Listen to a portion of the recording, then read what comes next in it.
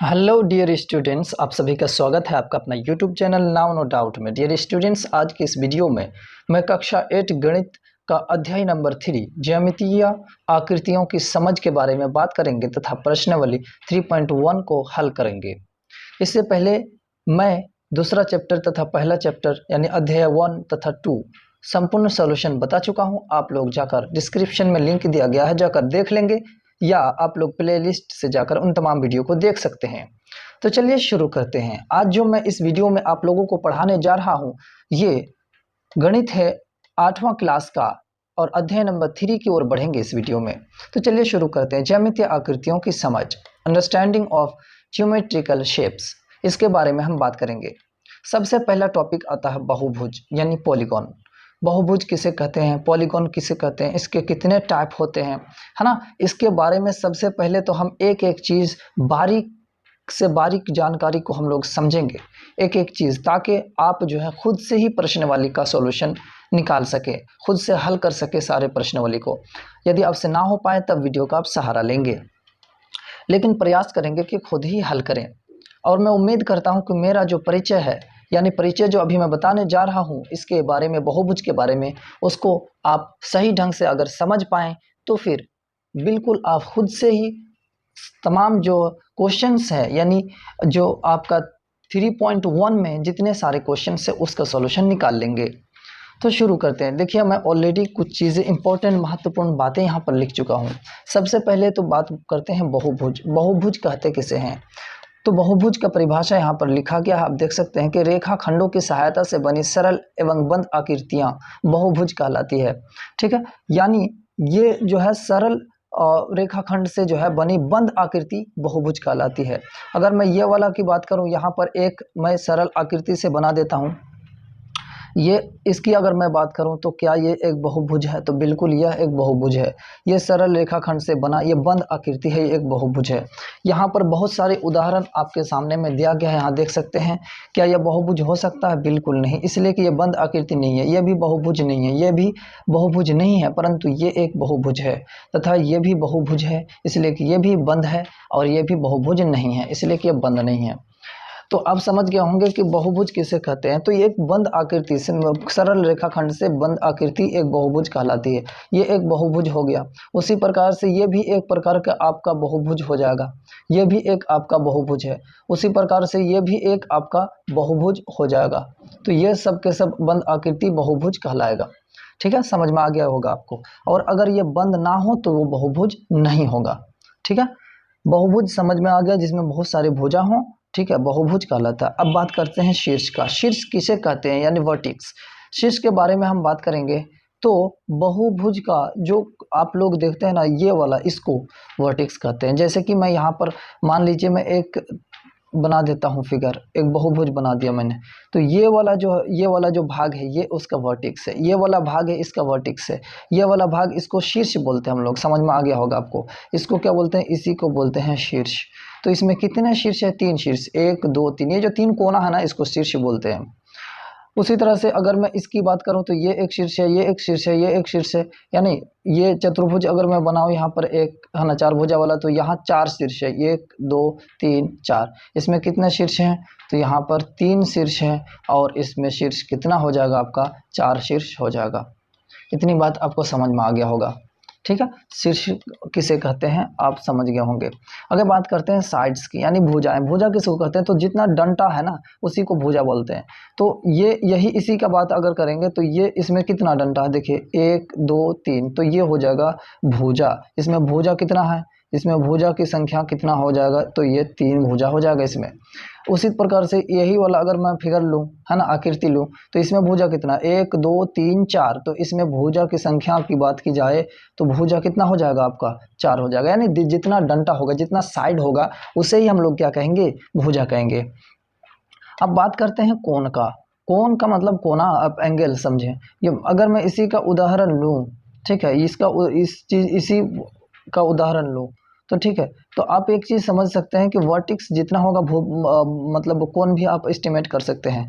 ये एक कोण हो जाएगा, इसी को बोलते हैं कोण। ये वाला कोना को कोण बोलते हैं, इसको कोण बोलते हैं, इसको कोण बोलते हैं। तो इसमें कोण की संख्या कितना होगा? इसमें कोण कितना है? तो इसमें कोण 3 ही है। इसमें कौन 3 है। इसका बात करेंगे तो इसमें कौन कितना हो जाएगा, यहाँ एक और यहाँ फिर यहाँ, तो इसमें कौन की संख्या कितना आ जाएगा आपका, कौन यहाँ आ जाएगा आपका 4 कौन हो जाएगा। इसमें कौन की संख्या की अगर बात करें है ना, तो कितना कौन, 1 आ जाएगा, 2 3 4 5 6, इसमें कौन कितना 6, 1 2 3 4 5 6, इसमें भी 6 कौन। समझ में आ गया होगा आपको कि ये वाला जो है वर्टिक्स के नीचे जस्ट मतलब वर्टिक्स, अगर आपको समझ में आ गया हो, ये वाला वर्टिक्स बोलते हैं यानी शीर्ष बोलते हैं, और ये वाला जो कोना होता है इसी को क्या बोलते हैं, एंगल्स बोलते हैं हम लोग, कोण बोलते हैं।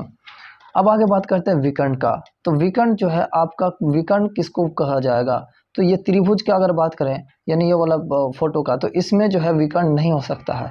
विकर्ण त्रिभुज का में नहीं होगा आपका, विकर्ण त्रिभुज में। विकर्ण जो उस आकृति को मतलब 2 भागों में, प्रॉपर 2 भागों में बांट देता है। जैसे कि इसी का मैं बात करूंगा तो इसमें विकर्ण खींचा जा सकता है, जिस तरह से ये एक विकर्ण हो गया यहाँ से लेकर यहाँ तक, तो ये बीच वाला जो डंटा खींचा गया ना, इसी को बोलते हैं विकर्ण। तो यहाँ विकर्ण कितना हो गया आपका, विकर्ण की संख्या यहाँ पर 2 आ जाएगा। समझ में आ गया होगा आपको। उसी प्रकार से इसमें अगर विकर्ण खींचेंगे तो ये वाला इस तरह से इस तरह से इस तरह से ये सब विकर्ण हो जाएगा, ठीक है। तो ये विकर्ण हो गया आपका, अंदर वाला जो ये डंटा है ना, इसी को बोलते हैं हम लोग विकर्ण कहेंगे। एकदम मैं एक एक स्टेप में आपको बता रहा हूँ, आप लोग ध्यान से देखेंगे, डायगोनल बोलते हैं उसको इंग्लिश में। अब बात करते हैं आकृति का नमूना। मतलब क्या हुआ कि इस कौन सा आकृति को क्या बोलते हैं। आकृति कुछ इस प्रकार से बने होते हैं, ये 3 भुजा से बना है, इसलिए इसका नाम दे दिया गया है त्रिभुज। त्रिभुज दिया गया है, 3 भुजा से बना है इसलिए। ये 4 भुजा से 1 2 3 4, इसीलिए इसका नाम दिया गया है चतुर्भुज, ठीक है, चतुर्भुज चतुर्भुज। उसी प्रकार से 1 2 3 4 5 है ना, ये 5 भुजा से बना गया है। सारा का नाम जो है अलग अलग दिया जाएगा, है ना। 5 को क्या बोलेंगे हम लोग, 6 को क्या बोलेंगे हम लोग, 7 को, 8 को, सारी चीज़ें देखेंगे। लेकिन आप लोग चैनल को मेरा सब्सक्राइब कर दें ताकि मैं आपको इसी प्रकार का हेल्पफुल वीडियो और लाता रहूं। तो बात करते हैं इसका कि इसको मतलब जो है, जो 5 भुजा वाला है उसको हम लोग क्या कहेंगे, तो क्या कहेंगे इसको, तो पंच कहेंगे, है ना। 5 को पंच कहेंगे, तो इसको क्या कह देंगे हम लोग, पंचभुज। पंचभुज कहेंगे इसको, यानी 5 भुजा वाला को पंचभुज कहेंगे। उसी प्रकार से ये 6 है तो षटभुज हो जाएगा इसका, है ना, षटभुज हो जाएगा। षटभुज हो जाएगा ये आपका 6 भुजा वाला, है ना। इसमें 6 भुजा है, इसमें 5 भुजा, ये 4 है और ये 3 है, 2 से तो नहीं हो सकता, ठीक है। उसी तरह से 7 भुजा वाला सप्तभुज कहलाएगा, है ना। ये सब कुछ आकृति के नमूने मैंने आपको दिखा दिया, ठीक है। तो जितना भुजा है वो उसका उस हिसाब से नाम पड़ा। 3 भुजा त्रिभुज, 4 भुजा चतुर्भुज, 5 भुजा है पंचभुज, 6 भुजा षटभुज और 7 भुजा होगा अगर तो सप्तभुज। इस तरह से जो है सारे का नामकरण किया गया है। अब बात करते हैं बहुभुज का अभ्यंतर और बहिर्भाग, है ना। बहुभुज का अभ्यंतर और बहुभुज का बहिर्भाग। अभ्यंतर और अभ्यंतर का मतलब अंदर वाला भाग, अंदर वाला भाग, बहिर्भाग और अंदर भाग की बात करेंगे तो सीधी सी बात है, अगर यहाँ पर एक आकृति है, मान लीजिए ये एक त्रिभुज है, बताइए 1 2 3 भुजा तो त्रिभुज होगा। 3 भुजा में भुजा कितना है, 3 है, कोण कितना है, 3 है, शीर्ष कितना है, 3 है, बिल्कुल। तो अब बात करते हैं, अगर इसके अंदर कोई चीज़ है, मान लीजिए यहाँ पर एक डॉट है, 2 डॉट है इसके अंदर, 2 गो बिंदु है, तो ये इसको बोलते हैं अंदर वाला भाग को। कि हम ये बोल सकते हैं कि 2 डॉट कहाँ पर है, तो त्रिभुज के अभ्यंतर में है या अंदर में है, ठीक है। इसी को बोलते हैं अभ्यंतर, यानी अंदर वाला भाग को क्या कहेंगे हम लोग, अभ्यंतर कहेंगे, ठीक है। कोई भी आकृति के अंदर वाला भाग को हम लोग मतलब जो है क्या कहेंगे, कोई भी आकृति, मान लीजिए यही आकृति हमने बना लिया, मान लीजिए यही आकृति हमने बना लिया, तो ये वाला आकृति का जो अंदर वाला भाग है ना, इसी को बोलते हैं अभ्यंतर। अभ्यंतर समझ में आ गया होगा, आकृति के अंदर वाला भाग को अभ्यंतर बोलते हैं। उसी तरह से आकृति के बाहर वाला जो भाग होगा, है ना, बाहर में कुछ नहीं है, तो ये वाला जो चारों तरफ का भाग होगा ना, तो इसी को बोलते हैं क्या चीज़, बहिर्भाग। बहिर्भाग हम किसको कहेंगे, तो बाहर के भाग को बहिर्भाग कहेंगे।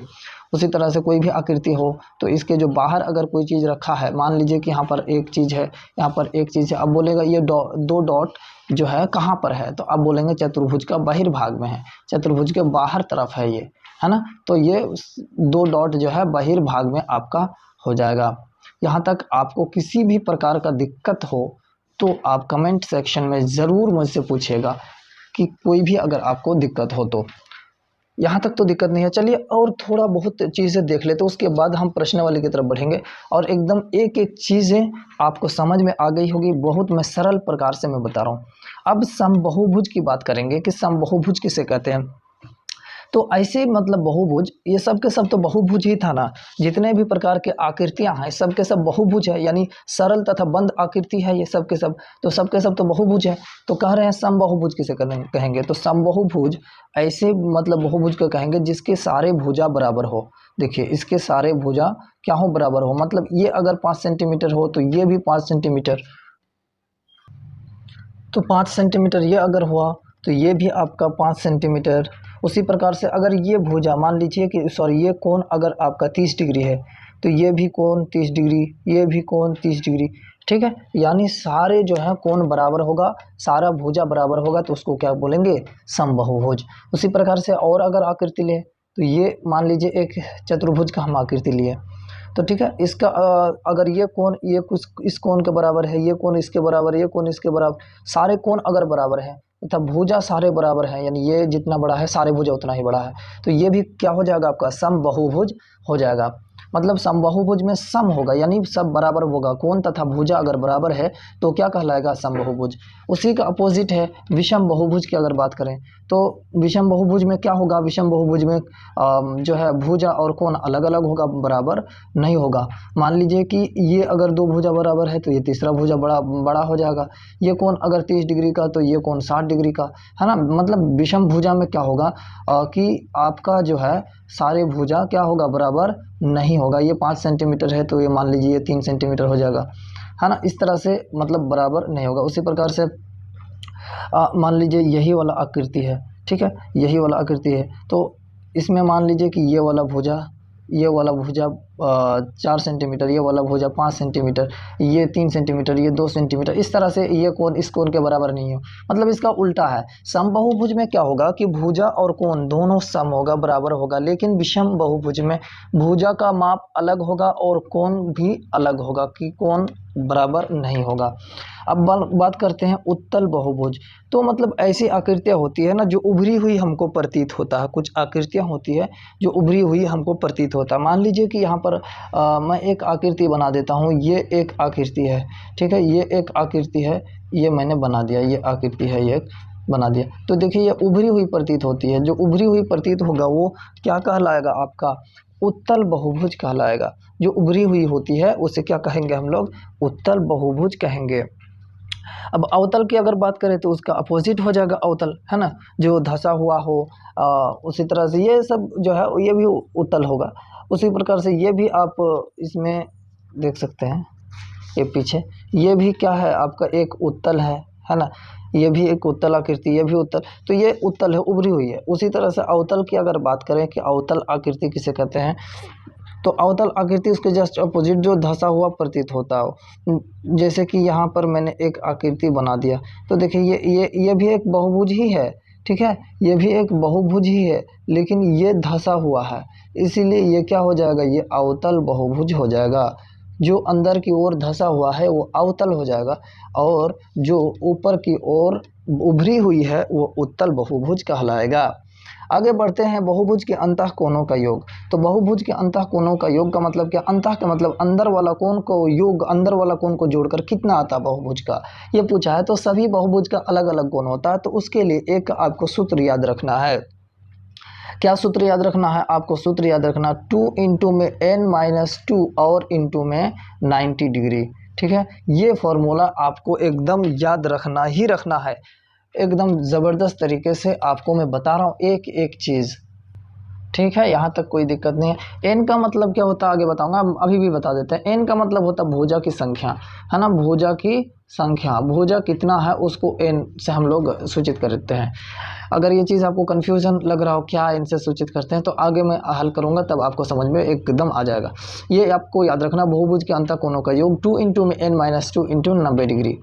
अब बहुभुज के बाहम कोणों का योग की बात करें, यानी बाहर में भी कोण बनता है, ठीक है। ये तो पता चल गया कि अंदर में कोण बनता है। देखिए बहुभुज का क्या है ना कि अगर ये एक बहुभुज है, इसको अगर मैं थोड़ा सा बढ़ा दूं इधर, तो ये यहाँ एक कोण बन रहा है ना, ये बाहम कोण हो गया। इसको इधर बढ़ा दें तो यहाँ एक कोण बन रहा है ना, बाहम कोण बन रहा है। उसी तरह से चतुर्भुज में भी आप मतलब जो है बना सकते हैं कि इसको इधर बढ़ा दिए, यहाँ एक कोण बन गया, इसको इधर बढ़ा, इस तरह से जो है बाहर की ओर जो कोण बनेगा वो आपका क्या कहलाएगा, बाह्य कोण कहलाएगा। तो इसका जो कोणों का योग होता है हमेशा 360 डिग्री ही होता है, आपको ये चीज़ याद रखना है, ठीक है।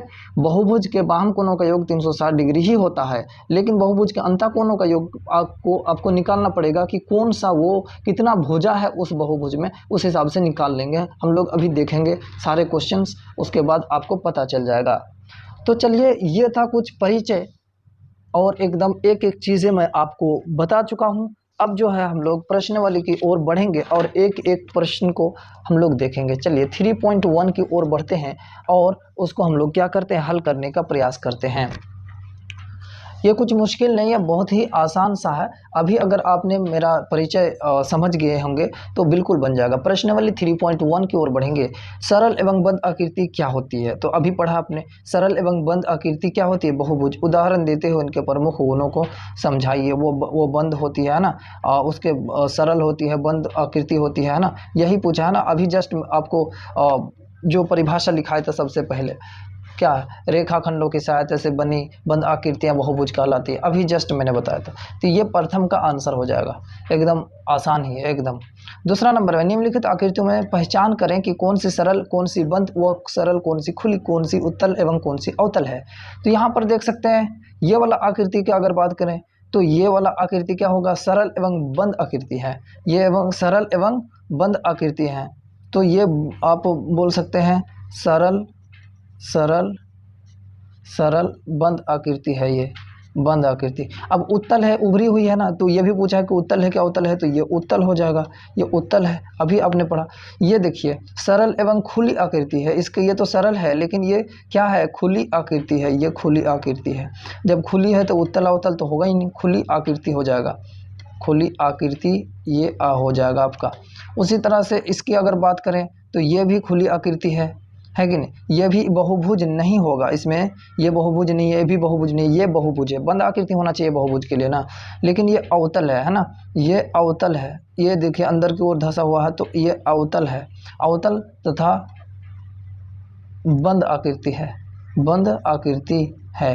आप कॉपी में इसको बनाएंगे ताकि आपका हैबिट भी हो जाए, ठीक है। मैं पुस्तक में ही बता रहा हूँ इसलिए कि बहुत ही आसान है, कुछ है नहीं, है ना, समय व्यर्थ होगा।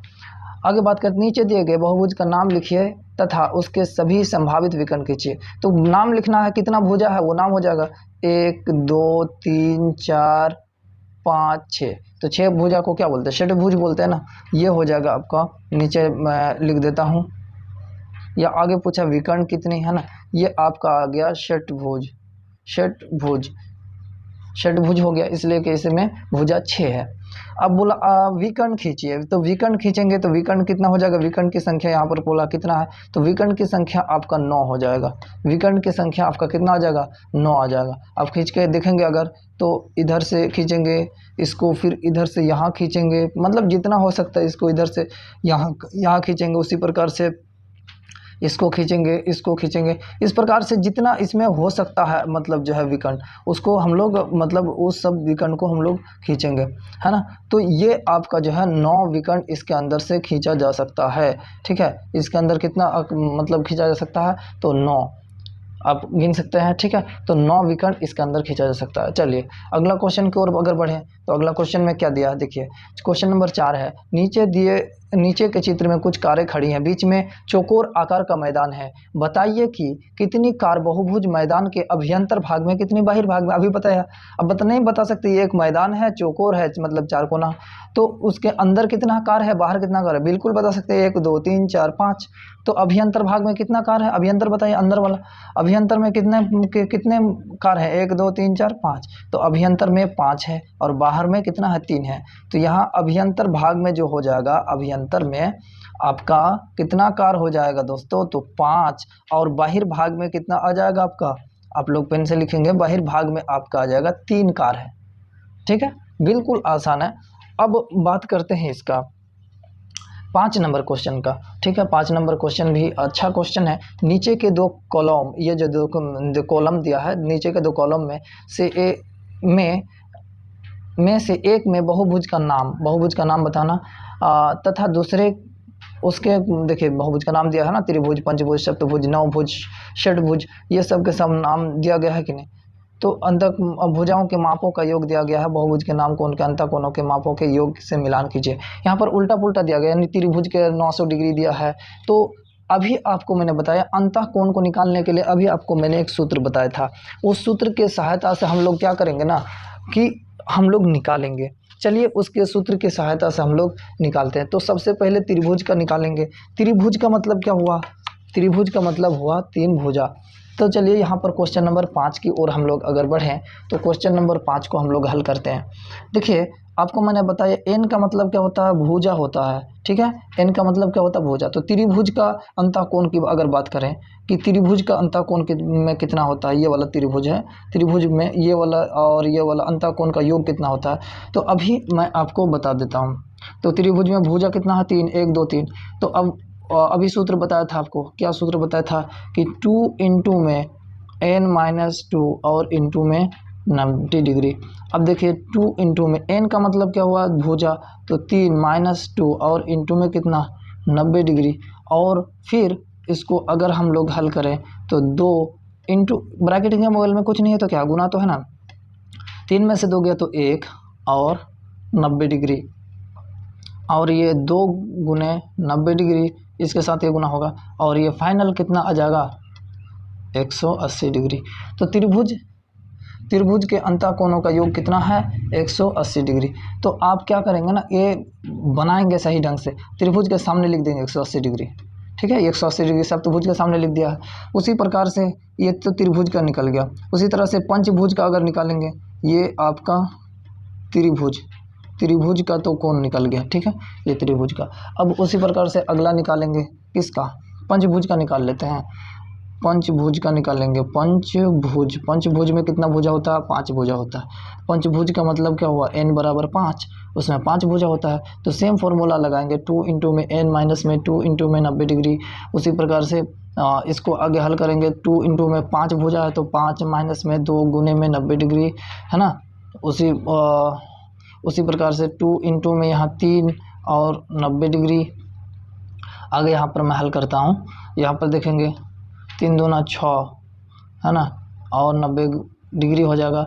और फिर ये 9 6 54, 540 डिग्री, ठीक है।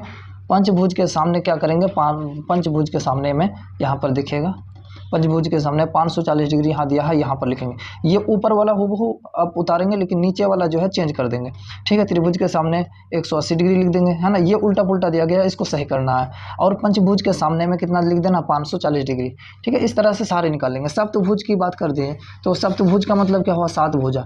सप्तभुज का मतलब 7 भुजा। सप्तभुज ये भी निकाल लेते हैं। सप्तभुज की बात करें तो इसमें n बराबर 7 होगा, तो सेम फॉर्मूला लगाएंगे, 2 इंटू में n माइनस 2 गुने में 90 डिग्री। और फिर 2 इंटू में n का मतलब 7 माइनस 2 गुने में 90 डिग्री। और फिर यहाँ पर 2 इंटू में 5 घटाएंगे तो 5 आएगा ना, और ये 90 डिग्री आ जाएगा। उसी प्रकार से इसके साथ ये गुना करेंगे तो कितना आ जाएगा, 10 गुने में 90 डिग्री।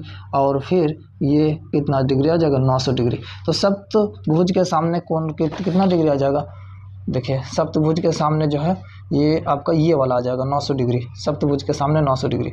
नवभुज का मतलब क्या हुआ, इसमें 9 गो भुजा होगा, है कि नहीं, 9 गो भुजा होगा। तो नवभुज का उसका भी निकाल लेते हैं। नवभुज में n कितना है, 9 है, तो 2 इंटू में n माइनस 2 और इंटू में 90 डिग्री, जो कि 2 इंटू में 9 माइनस n की जगह पर 9 गुने में कितना डिग्री, 90 डिग्री आ जाएगा। और फिर 2 इंटू में ये कितना आ जाएगा, 7 आ जाएगा कि नहीं, 7 और गुने में 90 डिग्री। और फिर इसको अगर निकालेंगे तो 7 दूना कितना आता है, 14, है ना, 7 दूना 14 और गुने में 90 डिग्री। और फिर आपको पता होना चाहिए कि 14 में कितना होता है, 9 को 36 होता है ना, और 14 में 126, तो ये कितना आ जाएगा, इसको गुना करेंगे तो 1260 डिग्री। तो नवभुज के सामने कितना लिख देना है, 1260 डिग्री। यहाँ पर आप देख सकते हैं दिया गया है कि नहीं, नवभुज के सामने में ये कहाँ है, यहाँ देखिए 1260 डिग्री इसके सामने बैठा देंगे। एकदम एक एक चीज़ मैं आपको डिटेल के साथ बता रहा हूँ। लास्ट है षटभुज। षटभुज 6 भुजा वाला, उसको भी आप निकाल लेंगे।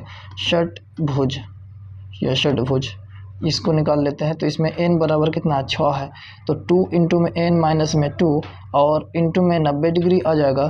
तो ये कितना आ जाएगा 2 इंटू में 6 माइनस 4 इंटू में 90 डिग्री और 2 इंटू में ये कितना आ जाएगा 2 और गुने में 90 डिग्री आ जाएगा। तो ये फाइनली 2 दूना 4 गुने में 90 डिग्री ये आ जाएगा। हाँ 9 चौके 36, 9 दूना 29 27, 9 चौके 36, 360 डिग्री आ जाएगा। ठीक है, ये कितना आ गया आपका 360 डिग्री। ये षटभुज का बात कर रहे थे ना, तो षटभुज में कितना डिग्री आ जाएगा 360 डिग्री आ जाएगा आपका। लेकिन यहाँ पर कुछ गड़बड़ लग रहा है, यहाँ पर 2 ना है, यहाँ पर 2 घटेगा तो 4 कैसे घट गया। तो 4 दूना 8 हो जाएगा दोस्तों, यहाँ पर 8 हो जाएगा ना। तो 8 नम 72 है ना, 8 नम 72 ये आ जाएगा 720 डिग्री। ये कितना डिग्री 720 डिग्री। मैं भी तो बोलूँ ये षटभुज का 360 डिग्री इसका कहाँ से हो गया। तो ये चतुर्भुज का तो होता है उतना। तो आप देख सकते हैं यहाँ पर कहाँ पर है, ये है षटभुज। तो षटभुज के सामने में कितना आ जाएगा 720 डिग्री, है ना। तो ये सारा चीज़ें आपको जो है एक एक करके कर लेना। अब बात करते हैं, ये कुछ क्वेश्चंस हैं, ये 2 क्वेश्चंस हैं जो उसी प्रकार का है, हल करने वाला ही क्वेश्चंस है। और देखते हैं क्वेश्चन क्या पूछा है आपके सामने में। यहाँ पर देखेंगे क्या पूछा है कि एक बहुभुज के अंतः कोणों के मापों का योग 540 डिग्री है, उसमें कितनी भुजाएं हैं बताइए। बिल्कुल आसान है ना। अभी तो फॉर्मूला में लगाए थे। देखिए ये अंतः कोणों का मापों का योग दे दिया है ना, मापों का योग दे दिया है। अंतः को कोण आपका दे दिया है, टोटल कितना डिग्री 540 डिग्री, उसमें कितनी भुजाएं हैं यही आपको ज्ञात करने के लिए दिया है ना। बिल्कुल। तो आप बताइए कि ये जो 540 डिग्री है, तो आपने पीछे पढ़ा कितना है ये तो आपको याद होगा, लेकिन उससे कोई फर्क नहीं पड़ता। आप जो है सूत्र से इसको निकालेंगे। सूत्र से कैसे निकालेंगे, सबसे पहले तो आप ढंग से लिखेंगे दिया है। ठीक है, दिया है ना। अंतः कोणों के माप, अंतः कोणों का अंतः कोणों का योग, अंतः कोणों का योग आपको कितना दिया गया है, तो 540 डिग्री आपका दिया गया है। उसके बाद आप जो है सूत्र लगाएंगे 2 इंटू में n माइनस 2 इंटू में 90 डिग्री और टोटल कितना है 540 डिग्री दिया है ना। अब देखेंगे इसको इसके साथ गुना करेंगे कि नहीं, क्योंकि हमको भुजाएं निकालना है यानी n निकालना है। तो 2n आ जाएगा यहाँ पर, 2n माइनस में 2 दूना 4। अब ये इधर गुना में उधर जाएगा तो भाग में जाएगा कि नहीं, भाग में जाएगा। कितना 90 भाग में जाएगा उधर। अब देखिए 0 0 से कैंसिल हो जाएगा और 9 6 54, ये आ जाएगा 2n माइनस में ये 4 बराबर में कितना बार में कटा 6 बार में। अब देखिए यहाँ पर कितना आ गया 2n और बराबर में 6 प्लस में 4, क्योंकि ये उधर जाएगा तो प्लस में हो जाएगा कि नहीं। तो ये आ जाएगा आपका फाइनली n बराबर में ये 10 आ जाएगा कि नहीं 10, और ये इधर गुना में इधर आएगा तो बट्टे में। ये कितना बार में कट जाएगा 2 बार में, सॉरी ये 2 ना है तो ये 5 बार में कट जाएगा तो n बराबर 5। ठीक है, तो ये पंचभुज है। तो यहाँ पर बोला है कि पंचभुज का 540 डिग्री होता है, ये हमको पता चल गया। तो यहाँ पर लिख देंगे अतः 540 डिग्री पंचभुज का अंतः कोण है, अंतः कोणों का क्या है योग है, अंतः कोणों का योग है। ठीक है, ये आपका आंसर आ जाएगा। एकदम एक एक चीज़ से मैं डिटेल के साथ बता रहा हूँ आपको। अब बात करते हैं इसका, यानी लास्ट क्वेश्चन है इस प्रश्नावली का, और इसको भी हम लोग क्या करते हैं देख लेते हैं। इसमें दिया गया है, देखिएगा कि एक समबाहुभुज की बात करें। अभी आपको मैं इंट्रोडक्शन में बताया था समबाहुभुज किसे कहते हैं, जिसके सारे कोण तथा सारी भुजाएं बराबर होती है। तो एक समबाहुभुज की 8 भुजाएं हैं, 8 भुजाएं यानी n बराबर 8 दिया, उसके प्रत्येक बाह्य कोण की माप ज्ञात कीजिए, प्रत्येक अंतः कोण की माप ज्ञात कीजिए। देखिए तो ये आपका 7 नंबर है, हल की ओर बढ़ते हैं। तो हम यहाँ पर सबसे पहला आंसर तो ये हो गया कि